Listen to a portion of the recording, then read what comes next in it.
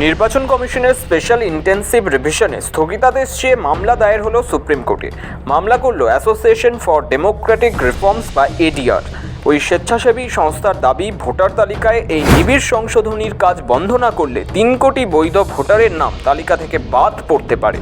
বিহারে ভোটার তালিকা সংশোধন কাজ করছে নির্বাচন কমিশন, যাকে বলা হচ্ছে স্পেশাল ইন্টেন্সিভ রিভিশন। অবৈধ অনুপ্রবেশকারী সহ অযোগ্য ভোটারদের তালিকা থেকে বাদ দেওয়ার লক্ষ্যেই এই পদক্ষেপ করা হচ্ছে বলে জানিয়েছে কমিশন। তারা বলেছে, যাতে শুধুমাত্র যোগ্য ভারতীয় নাগরিকরাই ভোটদানের অধিকার পান, সেটা নিশ্চিত করতেই এই সংশোধনী। বিহারের পরে এক এক করে অন্যান্য রাজ্যগুলিতে ভোটার তালিকা সংশোধনের কাজ হবে। ভোটার তালিকায় নির্ভুলতা, বিশেষ করে অবৈধ বিদেশি নাগরিকদের অন্তর্ভুক্তি নিয়ে দীর্ঘদিন ধরে উদ্বেগ প্রকাশ করেছে কংগ্রেস সহ বিরোধী দলগুলি। শাসক বিজেপিও অবৈধ অভিবাসীদের ভোটার তালিকায় অন্তর্ভুক্তি নিয়ে উদ্বেগ প্রকাশ করেছে। এই প্রেক্ষিতেই নির্বাচন কমিশন তালিকা সংশোধনের সিদ্ধান্ত নিয়েছে। তালিকাভুক্ত ভোটার বা নতুন আবেদনকারীদের বাড়ি বাড়ি পরিদর্শনের সময় বুথ স্তরের অফিসাররা একটি ফর্ম দেবেন। সেই ফর্ম পূরণ করে জমা দিতে হবে। এর পাশাপাশি ভারতীয় নাগরিকত্বের সেলফ অ্যাটেস্টেড ঘোষণাপত্র জমা দিতে হবে। কিন্তু কমিশনের এই উদ্যোগ নিয়ে প্রবল আপত্তি বিরোধীদের। তাদের দাবি, এর ফলে বহু বৈধ ভোটার তালিকা থেকে বাদ পড়বেন। কমিশনের এই ভোটার তালিকা সংশোধনীকে ঘুরপথে এনআরসি করার চেষ্টা হিসেবেও দেখে দিয়েছে রাজ্যের শাসক দল। কমিশনের ভোটার তালিকা সংশোধনীর বিধিনিষেধ নিয়ে প্রথম গর্জে ওঠেন বাংলার মুখ্যমন্ত্রী মমতা বন্দ্যোপাধ্যায়।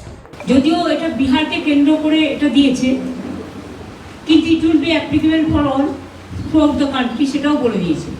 আমাদের যেটা দেখছি খুব আপত্তিজনক, ডিক্লারেশন ফর্ম করেছে একটা ভোটার লিস্টের নাম তুলতে গেলে।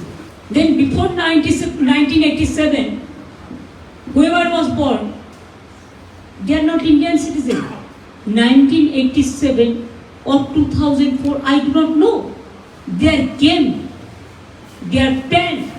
আমি বুঝতে পারছি না, অ্যাজ এ লেম্যান আমরা কম জানি, কিন্তু why they have targeted what they want that young generation will not vote for.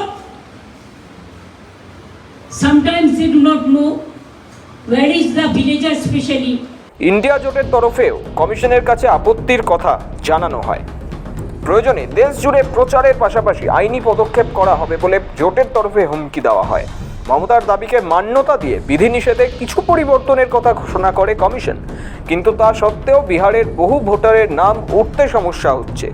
Voter card, Aadhaar card থাকা সত্ত্বেও খোদ নীতিশ কুমারের গ্রামের বহু ভোটার নাগরিকত্ব প্রমাণে হিমশিম খাচ্ছেন। এডিআরের দাবি, এই নিবিড় সংশোধন প্রক্রিয়ায় অন্তত 3 কোটি ভোটারের নাম ভোটার তালিকা থেকে বাদ পড়ে যেতে পারে। আর বেশিরভাগটাই প্রান্তিক, গরিব এবং পরিযায়ী শ্রমিক। তাছাড়া যেসব তথ্য চাওয়া হচ্ছে সেটা সংবিধানের মৌলিক অধিকারের পরিপন্থী বলেও দাবি করছে এডিআর। তাই কমিশনের নিবিড় সংশোধনী বন্ধের আর্জিতে মামলা হলো সুপ্রিম কোর্টে। ব্যুরো রিপোর্ট, সময়, কলকাতা।